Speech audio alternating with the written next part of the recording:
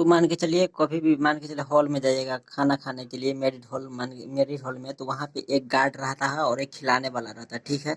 तो गार्ड रहता है ना, तो गार्ड का काम होता है ये कितना आदमी अंदर गया, वो गार्ड सिर्फ गिनने का काम करता है, आदमी को गिनने का काम करता है। और जो खिलाने वाला रहता है ना, उससे मालूम रहता है कितना क्वांटिटी खर्चा हुआ। तो वही तरह से समझ गए कि ये क्या है, खिलाने वाला है, और ये क्या है, गार्ड है। तो यही लाइट कितना आ रहा है जो कौन बताएगा, ये बताएगा।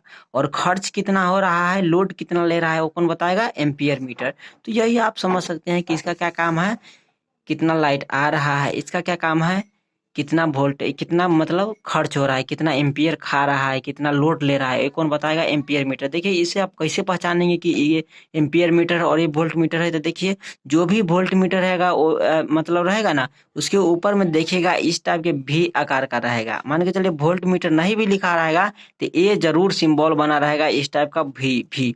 तो इसे हम समझ सकते हैं क्या है, वो वोल्ट मीटर है। और एम्पियर मीटर को पहचानने का तरीका वही है, इसमें ए लिखा रहेगा, ए से एम्पियर हो गया, वी से क्या हो गया, वोल्ट मीटर। एम्पियर मीटर और वोल्ट मीटर देखिए, या अब इसका तो मान के चलिए कि समझ गए काम क्या होता है। अब इसका हम क्या करेंगे, मेन है कनेक्शन। कनेक्शन कैसे करते हैं, देखिए मेनू, जैसा कि दोनों चीज का काम अलग अलग है ना, तो दोनों चीज का कनेक्शन भी अलग अलग होगा। जैसा कि खंभा हो गया, खंभा पर से मान के चलिए लाइट आया, लाइट आने के बाद ना, जैसा कि एनर्जी मीटर मतलब सरकारी बोर्ड रहता है, उसमें से दो तार निकलता है। तो मान के चलिए वही सरकारी तार, ये बॉक्स है, ठीक है, पोल पर से लाकर ये दोनों में लगा दिए।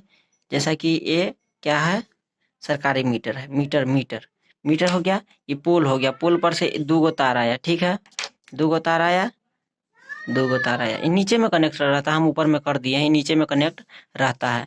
यहाँ से दो तार ना निकलता भी है, एक न्यूट्रल ऊपर से आया और एक फेज आया, दोनों पोल से आया, और एक न्यूट्रल फेज ना नीचे से भी निकलता है। एनर्जी मीटर के मतलब एक वो तो इन होता है, दो तार इन होता है और दो तार आउट भी होता है।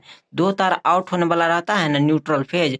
तो ये जो वोल्ट मीटर पहले है, वोल्ट मीटर पहले रह जाए बाद में रहे, इसका कनेक्शन अभी समझ देखिए, इसमें न्यूट्रल और फेज दोनों जाएगा, इसमें न्यूट्रल और फेज दोनों की सप्लाई देना है, ठीक है।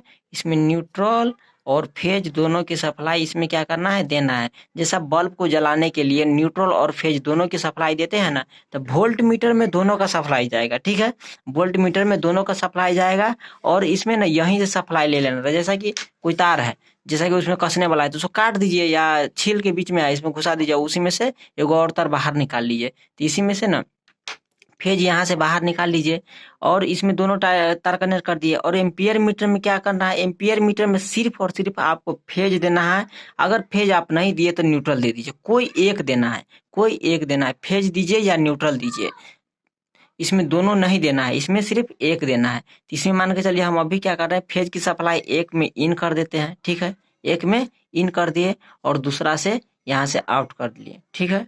दूसरा से आपका यहाँ चल गया, ये बोर्ड के लिए, घर में जो बोर्ड लगा रहता है टिप टिप हुआ, जिसे बल्ब को चालू बंद करते हैं, ऐसे मान के चलिए पंखा को चालू बंद करते हैं, तो बोर्ड के कनेक्शन में अभी फेज चला गया। फिर न्यूट्रल हमको लेना है, तो न्यूट्रल आप यहीं से ले लीजिए, न्यूट्रल यहाँ से आप न्यूट्रल ले लिए, ठीक है।